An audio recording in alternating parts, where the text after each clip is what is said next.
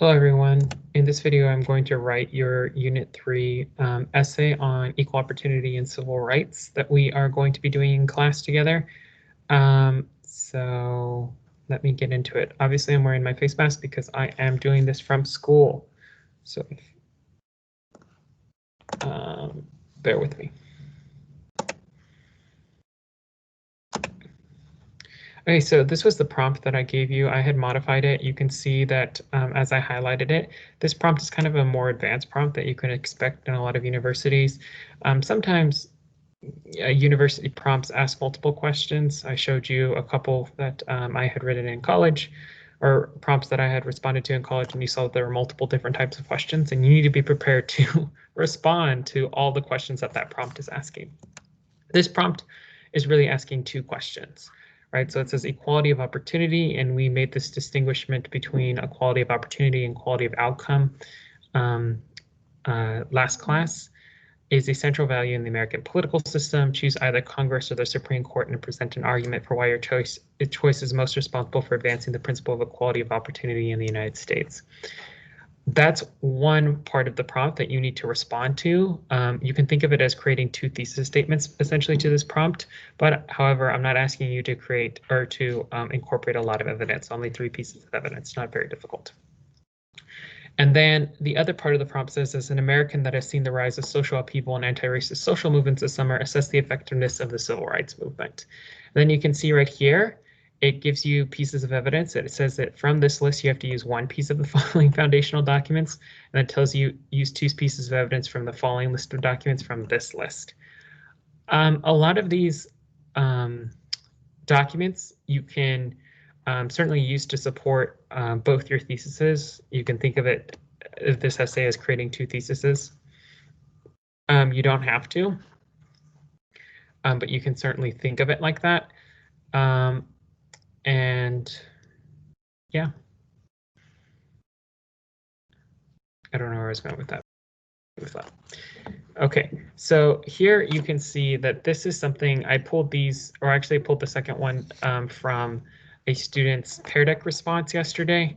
I thought it was a really powerful thesis statement. You can think of this as creating 2 thesis statements because you want to respond to the yellow with a thesis statement. And remember, a thesis statement has a claim and a because/why, and then respond to the blue part of this prompt with another thesis statement, right? And we want to have this up front. Thesis statements should project where we're going. They should project and give us a sense of, hey AJ, they should project and give us a sense of what you're going to talk about at greater length in your essay. So we also discussed too, like, some of the most effective thesis statements embed counter arguments with them by using words like while. You can see, right, for example, here that this is a kind of concession to like an alternative argument that this person does not actually make, right? So I'm going to go ahead and keep this thesis statement. I wrote this in class, but I'm going to make another thesis statement from this one. The Supreme Court was most responsible for advancing equality of opportunity in the United States because in decisions such as Brown versus Board of Education, the Supreme Court ruled that separate but equal doctrine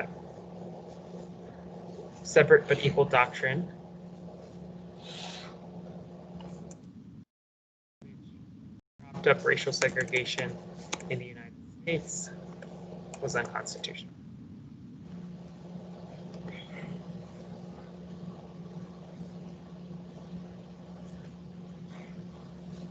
Okay, so pretty simple. I tell you which institution, the Supreme Court or Congress, I think was most important for advancing racial equality. I can also add and make this an even more complicated thesis. I don't have to, but you can make it a more complicated thesis. I'm going to go ahead and highlight this part green and to demonstrate to you that this is extra stuff and this is more impressive stuff, right? And you could say something along the lines of, while the South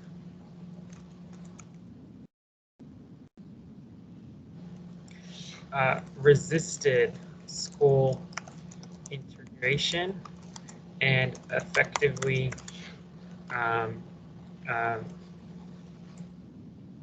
and mounted or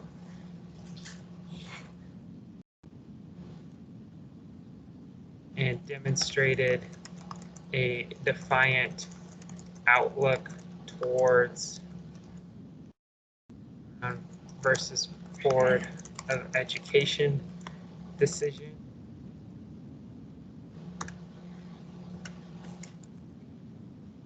And nonetheless became the basis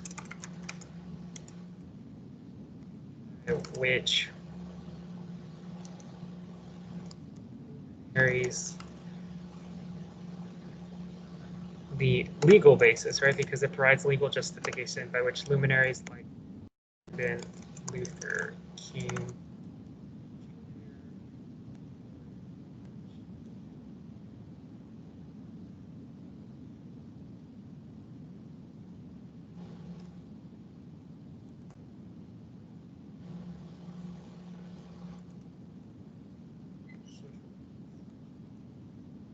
because the South had ignored it, right? And because the South, and we talked about the Southern Manifesto, had effectively, resisted and was resisting school integration.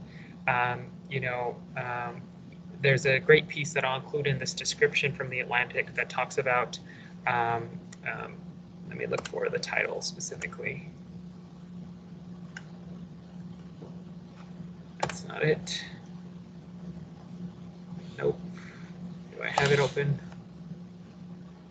Yeah, it talks about white backlash of the civil rights movement. It's a very fascinating piece, but I definitely recommend you read it.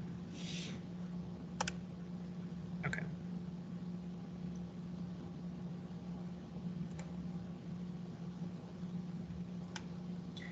Okay, so moving on. So we can see that this really kind of complicates this thesis statement. It makes it a little bit better.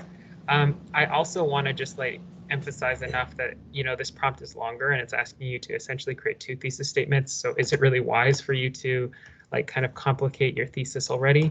Probably not, right? Because you're running short on time. We're very busy, and we have to be mindful that this essay needs to be written within an hour on the actual AP government exam. Okay, then the second part of the thesis is a little bit more fun. That's where I wanted you to, from your perspective, as someone that has just watched tremendous social upheaval and the rise of anti-racist social movements this summer, assess the effectiveness of the civil rights movement. Every time it asks you to assess the effectiveness of the civil rights movement in an essay, you want to say somewhat effective, very effective, kind of use an adjective to describe the effectiveness of the civil rights movement. So in my case, I really liked this thesis statement that one of you made. Well, the strides made for African-American equality of opportunity improved from the civil rights movement. Overall, it was ineffective at ensuring equal access to opportunities for all Americans. This is because actions such as the war on drugs only inflamed incarceration of African-Americans. An increasing wealth gap had contributed to mass incarceration following the Civil Rights Act of 1964 legislation. What I could just put in response to this blue part is, although the civil rights movement was effective at ending hold on, I got a notification.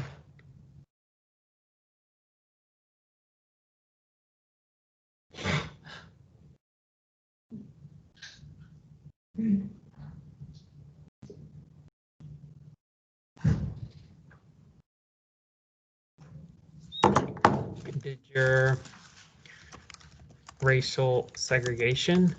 So de jure means essentially, racial segregation as sanctioned by law. We also know, as Mrs. Smith made note of,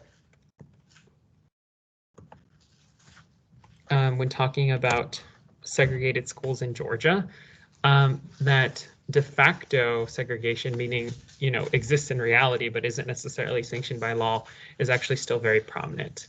We see it within our own school. I mean, let's be real, there's not a very, diverse pool of different kinds of groups at this school. We see it in a lot of elite public schools in New York. There's interesting podcasts about de facto racial segregation in those types of schools. that I can include in the description, but it's actually a more controversial podcast, so I may refrain from it because I don't want to kind of under my rug endorsing a podcast that I still need to listen to the critiques of it and then determine whether I like it. So although the civil rights movement was effective at ending de jure racial segregation in the United States, there are many ways in which Black Americans or African Americans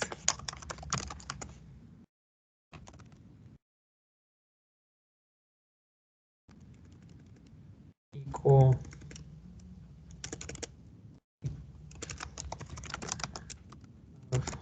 opportunity. You could talk about many different things, and this is where I had actually a conversation, I believe it was with Jaden. You could talk about many different things, but based on the evidence that you actually have, right, you also don't want to overpromise in your thesis statement, right? You want to say specifically what you plan on projecting and in elaborating on in the body paragraph of your essay. Overpromising is a big no-no. So you don't want to say, because there's so many different things, it's wrong with society. Like you wouldn't want to necessarily say that. So you could put something along the lines of, we saw the documentary 13th about mass incarceration. There are many ways in which African Americans are denied equality of opportunity, including maybe in the documentary 13th, it talked about enforcement of drug laws and disproportionate enforcement of drug laws. So you can talk about that, including disproportionate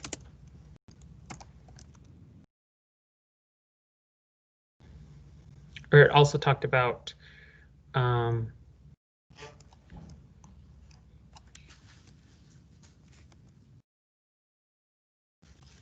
subjugated to incarceration. Right, then that's where you take evidence from the documentary 13th or all that good stuff. You could also talk about like just inequality generally, talk about economic inequality. There's all kinds of different pieces of evidence that you can use to support that.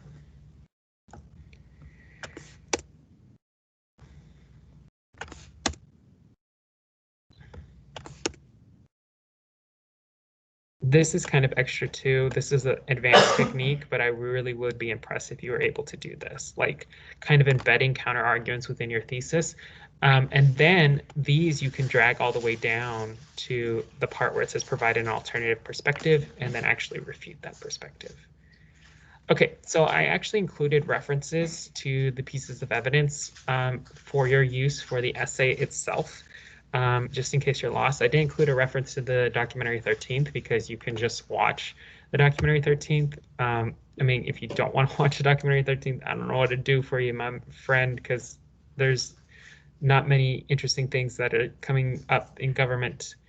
It's a pretty interesting documentary, at least stylistically, it's very interesting. We talked about the documentary at length and some of the things and some of my criticisms of that documentary. This is from earlier in the week. But nonetheless, from evidence one, you really kind of want to support one of these theses, right? You want to support one of them. Let me go ahead and highlight this in blue. So that way we can see, right? And really, if you have to use 3 pieces of evidence, then 1 piece of evidence should support one thesis, and then 2 pieces of evidence should support the other thesis, right? It's not incredibly difficult. So evidence 1 that supports the thesis of your choice, you can choose the 14th Amendment. The Supreme Court used the equal, and remember you want to describe, name, describe, and explain how this evidence supports your thesis statement, right? So you can start off by talking about like the 14th Amendment and describing what's in the 14th Amendment and all that good stuff. But I think that's kind of, we know that in practice, right, really good writing is kind of more it's not something that can be taught with the writing structure and all that types of stuff. So I'm going to go ahead and like give you the connection, like give you a bit of an explanation up front. So the Supreme Court used the Equal Protection Clause of the 14th Amendment to the United States Constitution to overturn Plessy versus Ferguson. So this is the equal protection of the 14th Amendment. That's me naming it, right? But I'm also giving you some sort of explanation on how it connects with my thesis, and it should be obvious that it connects with the first thesis that I provide, which is the Supreme Court was most responsible for advancing equality of opportunity in the United States, right? But you have to elaborate more. Supreme Court used the Equal Protection Clause of the 14th Amendment to the United States Constitution to overturn Plessy versus Ferguson. Explain, right? So the Supreme Court determined that the separate but equal doctrine of Plessy versus Ferguson was inherently unequal and was therefore violative of the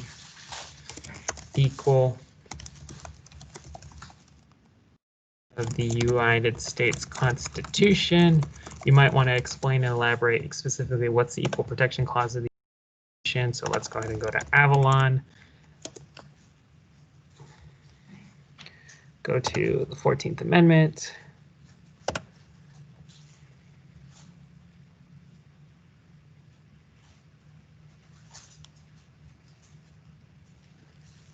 It's all about not denying people the equal protection of laws, which prohibits the states from denying people.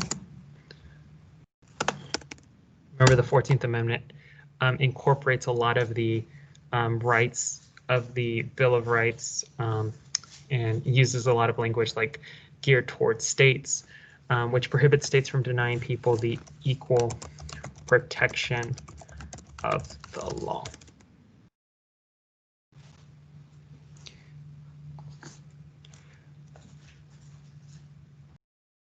Go ahead, my friend.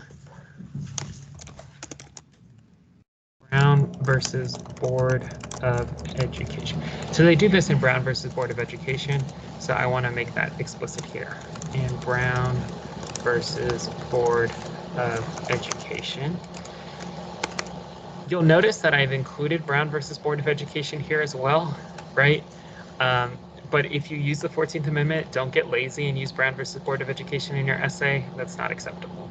So if I really was going to divide this into like naming, description, let's see, for description, I'll put it in, and explaining how the evidence supports your thesis specifically, and then naming the bit of evidence. I'll put name, describe, and explain.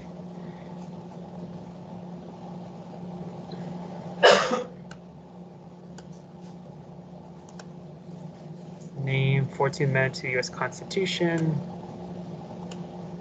right? That's the name part. Describing what it does.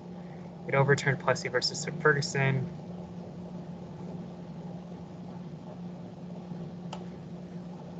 Actually, all of this is probably more description, right? That's description of the amendment, right? That's description.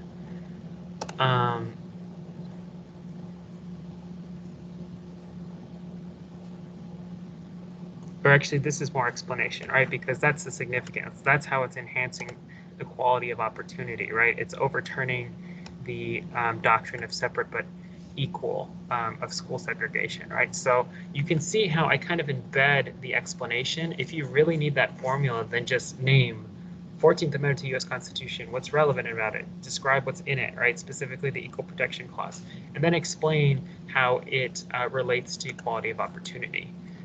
So I also want to put a little bit of lines right? Because this is all blue because this supports this thesis, right? This thesis that the Supreme Court was most responsible for advancing equality of opportunity in the United States, specifically. And also, for a thesis, you could also make a shorter thesis and just describe because in decisions, like you could shorten these thesis statements a lot. States from denying equal people the equal protection of the law. I also want to put a little bit more on the explanation part. Racial segregation in the United States reproduced a racial hierarchy that deprived African Americans access to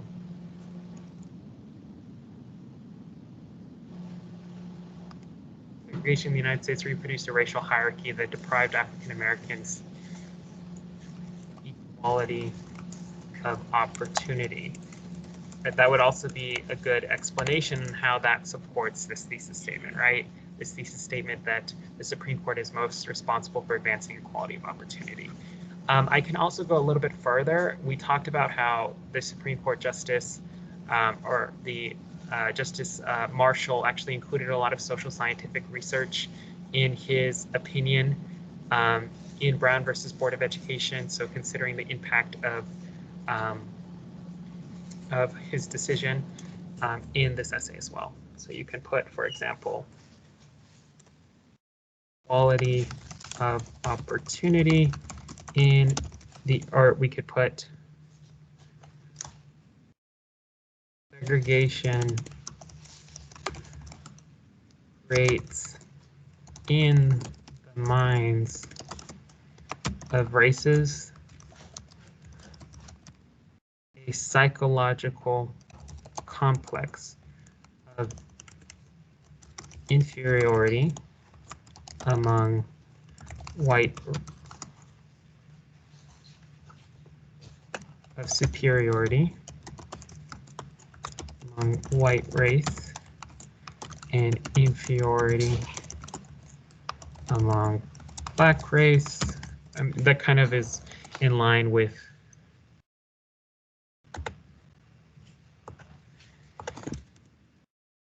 and ending it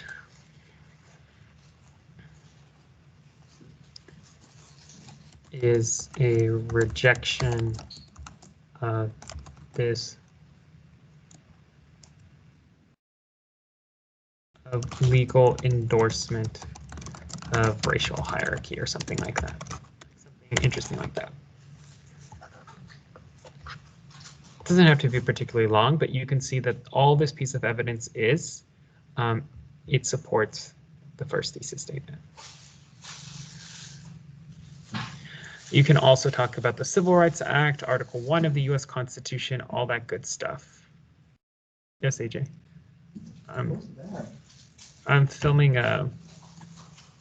the writing of the essay. I'm going to do one more. I recommend that you take note of this. I'm not going to finish the whole essay for you today. But let's think about how we could support this thesis without the movie 13th, because I've already talked about the movie 13th. I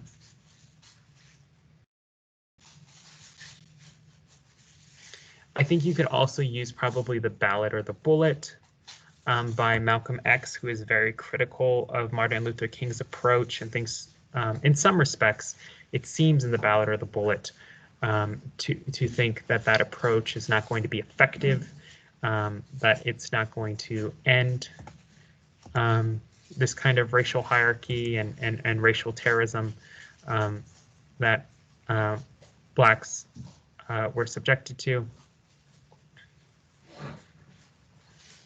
You can think about integrating letter from a Birmingham jail, and I think that would be very powerful if you did that. And talking about this idea of obeying just and unjust laws, I think it would also be interesting too if you could look at the specific pieces of evidence in which you're working at, right? So like in Letter from a Birmingham Jail, Martin Luther King Jr. specifically talks about the South refusing to embrace the Brown versus Board of Education SCOTUS decision. He talks about law breaking generally and civil disobedience and the effectiveness of that. You can relate that in some ways, I think, and that respect to so many of the different things in which we saw, right? You can relate it to potentially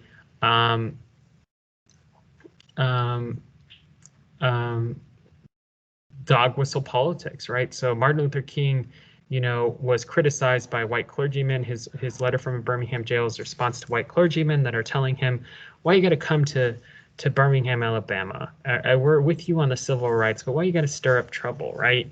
And why you got to break the law, right? Why you got to break these segregation laws? Or why you gotta march without a permit, right? That's the big criticism against Martin Luther King at this time, who was a very reviled figure in this time. And Martin Luther King, you know, draws on naturalism and talks about the importance of disobeying unjust laws and obeying just laws. And he makes this distinguishment between just and unjust laws. He says the Brown versus Board of Education decision is just law, and the other decisions are unjust law. Or I'm sorry, the laws that degrade human personality are unjust laws, and they necessarily must be disobeyed. And Martin Luther King had a method about him. He, you know, drawing on Henry David Thoreau, believed in civil disobedience, of creating certainly tension and forcing people to reckon with, you know, injustice. By being very present and in their face about certain types of things, but being, you know, restrained, being peaceful. Malcolm X did not have that approach. I actually think, you know, what I'm going to do is the second part is a little bit more fun, right? That's where you can integrate sources and think about, or the second part of this prompt is a little bit more fun. Think about how the civil rights movement has played out for you. What, you know, kind of wrestle with some of the things that we saw this summer, right? In all these kinds of social upheaval and anti-racist social movements. That really is the more fun part. But I also want to use evidence to also kind of bridge a gap, right? Not just address thesis number 1, but in some respects also address thesis number 2 that I created. So that's what I'm going to use Letter from a Birmingham Jail for. So in it, I can describe in Letter from a Birmingham Jail, Martin Luther King Jr. So this is the name, and then this is my description, right? But I'm only going to describe, because Letter from Birmingham Jail is very long, the details that are most relevant to this essay. In Letter from a Birmingham Jail, Martin Luther King Jr. is describing the or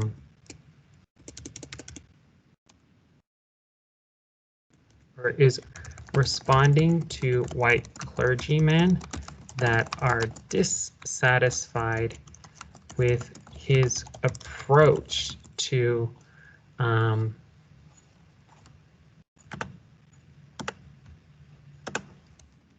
protesting injustice, right? And I think the naturalism is really powerful in that, and we talked about the idea of naturalism. In Letter from a Birmingham Jail, I want to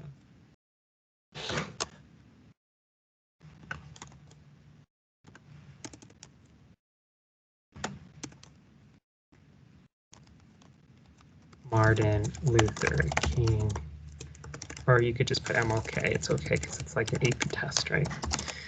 MLK provides a basis, provides a rationale for why he is willing to break some laws and obey other laws. He cites naturalism, which is an approach to law that says that some laws, that law that comports with law handed down from God is the most important or only law. Or actually, let's not focus so much on naturalism. Let's just focus on like what he specifically says. So he says that one is compelled to obey just laws and disobey unjust laws. He says just laws uplift human personality, while unjust laws degrade human personality.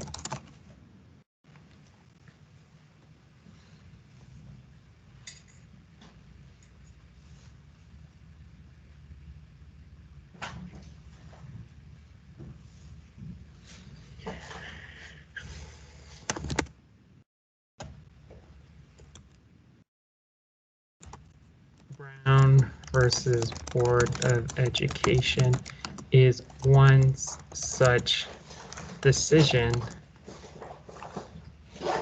he describes as reflective of just law, right? So this is a good name and description, right? So this is a good description of what is in letter from Birmingham jail. So this is what I'm going to hire pink, but then you can go so many different ways and like have it support, you know, a combination of the theses or both your thesis.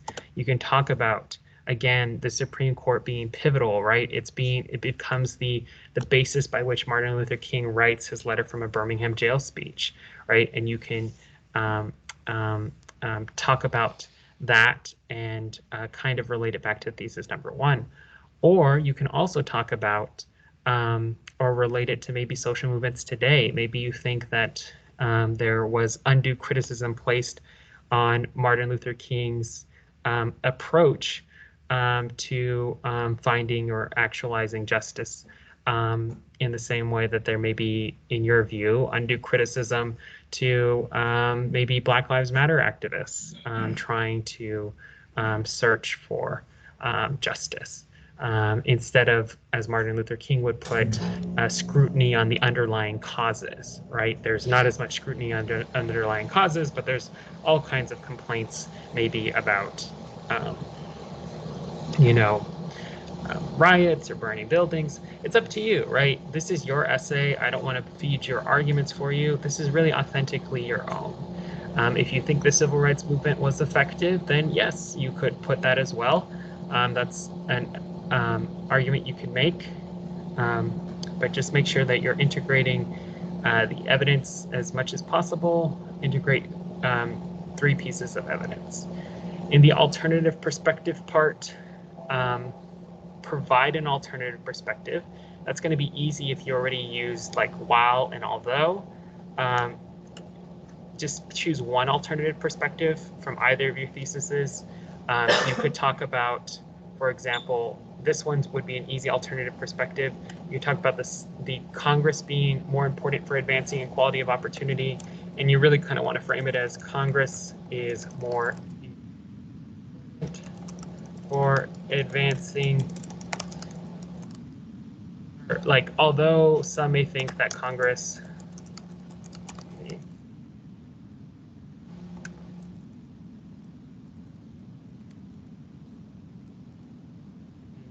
is not true.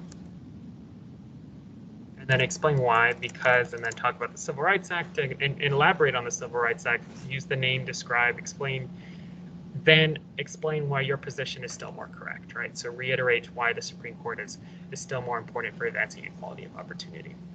I didn't want to make this video very long, so I didn't want to write the whole essay. So I hope that this is helpful to you. If not, I don't know what to tell you, my friends. Come to tutoring. This is all a resource that you can use that helps describe the evidence that I give you and that we've been wrestling with over the last couple weeks. All right, have a good one. I have to go to a meeting.